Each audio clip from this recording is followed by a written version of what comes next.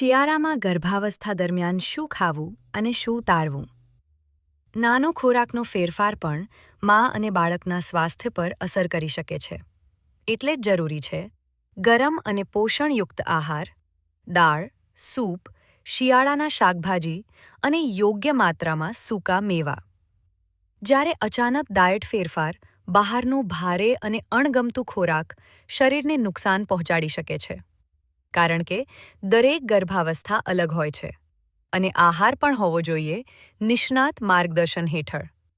Follow કરો Dev hospital and seventh sense hospital, જ્યાં ગર્ભાવસ્થાની કાળજી મળે વિશ્વાસ અને અનુભવ સાથે. હમણાં જ ફોલો બટન પર ક્લિક કરો અને અમને ફોલો કરો. કોન્ટેક્ટ બટન પર ક્લિક કરો અને તરત જ અમારો કોન્ટેક્ટ કરો. કોલ બટન પર ક્લિક કરો અને સીધો કોલ કરો. વોટ્સએપ બટન પર ક્લિક કરો અને અમારા સાથે ડાયરેક્ટ ચેટ શરૂ કરો.